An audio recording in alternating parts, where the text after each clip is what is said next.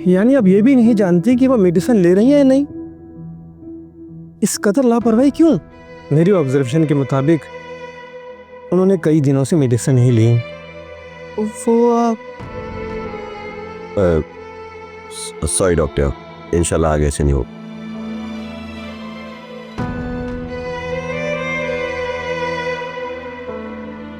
क्या करते हो यार तुम लोग?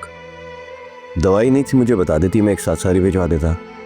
क्या क्या बताऊं आपको, घर के जो हालात है, पढ़ाई, सारा दिन घर का काम और रिता की ये कंडीशन, मुझे तो समझ नहीं आ रही मैं कहाँ जाऊं। थक गई हूँ।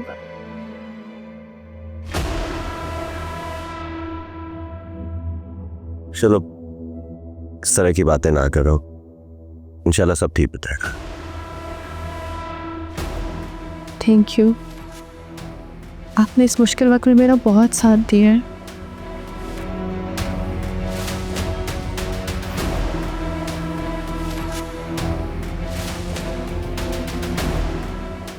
एहूलत मरसा जारुल,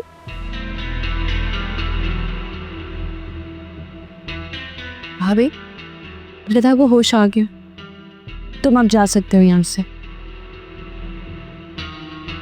जाओ, इससे पहले कि साकिब यहाँ पे पहुंचे और ऐसा तमाशा लगे कि पूरी दुनिया देखे।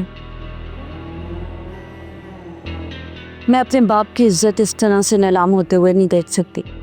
जाओ।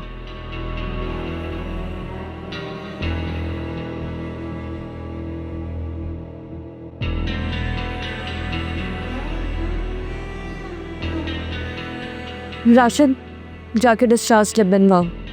अब हम लोग यहाँ नहीं रहेंगे। नहीं रहता, अभी अंडर ऑब्जर्वेशन है, हम घर नहीं जा सकते।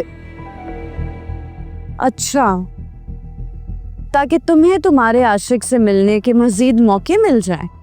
इंसान लगा रही है मुझ पर। लगा सकती हूँ, खुद देखा मैंने। ये हॉस्पिटल है, कमरा इंसाफ नहीं है। झगड़ा करना है, जो भी फैसला करना है घर जाकर करना ना। जब तक रिता का इलाज हो रहा है हम घर तो नहीं जा सकते। इलाज तो मैं तुम्हारा करती हूँ घर जाके, और उसका भी।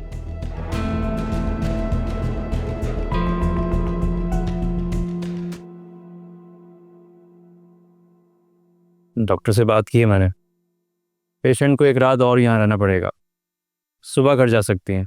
ताकि एक और रात का रेंट हम लोग भरें। ठगने की कोशिश कर रहे हैं हमें। मैं खुद बात करती हूँ जाके। अरे रुके रुके, पूरी बात तो सुन लें। डॉक्टर से बात कर ली है मैंने, उसने इजाज़त दे दी है। रिजा तुम जाओ और जाकर रिता को लेकर आओ।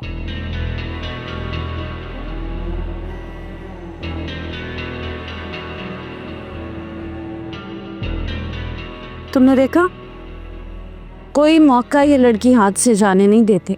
अब तो हमारे पास सबूत भी है, हम साकिब को दिखाएंगे।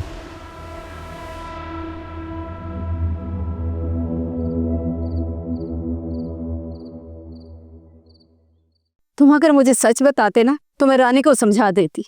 तुमने मुझसे छुपाया क्यों? अम्मा, रानी मेरी वजह से उन दोनों से बहुत बुरा सलूक कर रही है। आप प्लीज रानी से बात कीजिए, फिजा का रिश्ता मांगिए जाकर। मेरे खुदा, तुम दोनों बहन भाई मुझे पागल कर दोगे। कोई मुझसे भी पूछे मेरी मर्जी। मुझे नहीं है पसंद वो लड़की। मतलब आपको फिजा पसंद नहीं है? नहीं, अम्मा मैं सच कह रही हूँ बेटा। उस जैसी बदतमीज बहू का मैं सोच भी नहीं सकती। मैं अपने शहजादे बेटे के लिए शहजादी बहू लाना चाहती हूँ। कि सब रानी का प्रोपेगेंडा है, मत मानिए इन सारी बातों को। बेटा, मैंने रानी की बातों की वजह से उसे जज नहीं किया।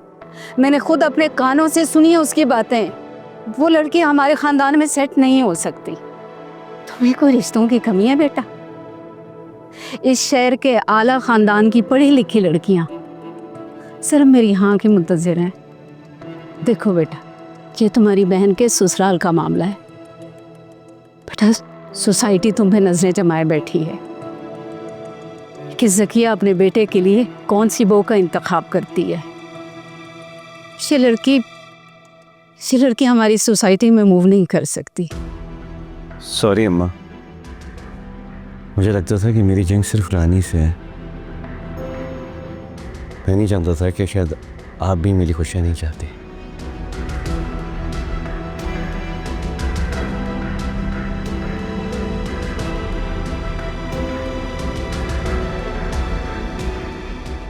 आज इन लड़कियों की वजह से जो मुझे शर्मिंदगी उठानी पड़ी है अपने पेरेंट्स के सामने, मैं अपना सर नहीं उठा सकती साकिब। ये बड़ी वाली बीमारी का बहाना बना के हॉस्पिटल पहुंच गई और ये छोटी वाली जबरदस्ती जारून के गले पड़ के इश्क लड़ाना चाह रही थी। भाभी के भाई के साथ कौन करते हैं ऐसे? और राशिद गवाह है, वो वहां मेरे साथ था, पूछ लीजिएगा आप उससे। भाई ये झूठ बोल रही है। तमीज है तुम्हें? किससे बात कर रही हो?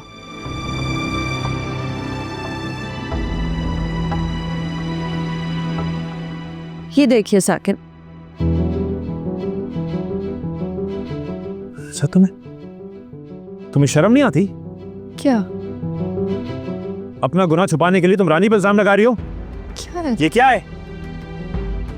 हाँ, जवाब दो, क्या है ये? भाई ये ऐसे नहीं हुआ था। देख लिया आपने, सुन लिया, सब कुछ देख लिया आपने, और फिर भी भाभी दुश्मन है, भाभी गलत है, भाभी झूठी और पता नहीं क्या क्या। दफा हो जाओ यहां से, कल मैं तुम्हारा फैसला करूंगा। और ये मोबाइल इधर दो, ये फोन ही सारी फसाद की जड़ है। Get out.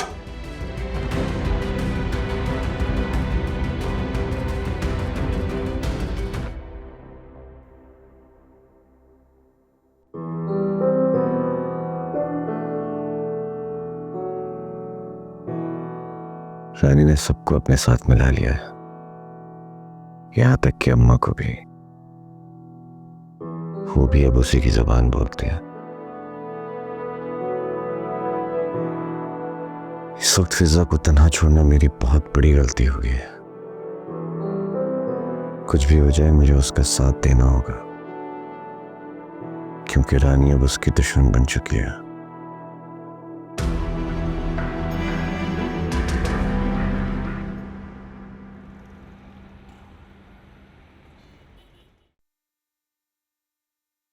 अरे मैंने तुम्हें मना किया है, मैं कोई बच्चा थोड़ी हूँ यार।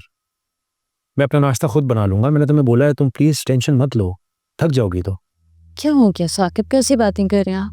मुझे अच्छा लगता है आपके काम करके, और मैं नहीं करूंगी तो और कौन करेगा?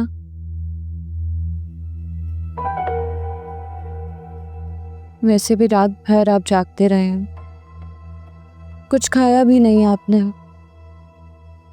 एक ही रात में देखें कैसे नढाल हो गए। सही से नाश्ता करें आप।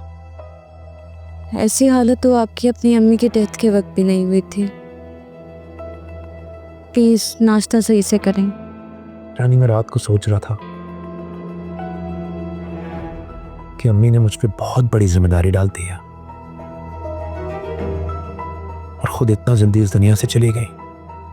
मुझे समझ नहीं आता मैं क्या करूं। कभी कभी लगता है मैं शायद जिंदा भी रहूंगा कि नहीं। अल्लाह ना करे, कैसी बातें कर रहे हैं आप? मेरी उम्र भी आपको लग जाए। मेरे होते हुए आपको इस तरह से मायूस नहीं होना चाहिए। रानी मुझे एक बात बताओ, तुम्हारी फैमिली मेरे बारे में क्या सोचती है? मैं अक्सर ये बात सोच सोच के पागल होना होता।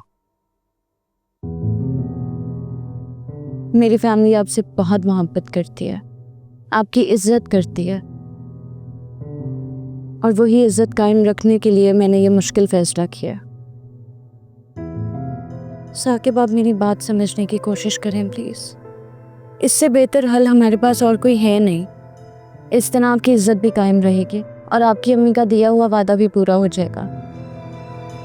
आप फिक्र ना करें, मैं राशिद को मना लूँगी। लेकिन प्लीज़ इस तरह से आप टेंशन मत लें, परेशान मत हों। अगर आपको कुछ हो गया तो मैं भी जिंदा नहीं रहूँगी। मत बोलो प्लीज। It's true.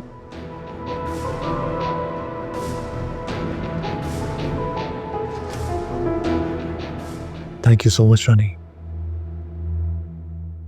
तुमने हमेशा मेरा साथ दिया है। पैसे हो या अखलाकी मदद, हमेशा मेरा सहारा बनी हो तो। I am very lucky to have you in my life. सही से ब्रेकफास्ट करें प्लीज़।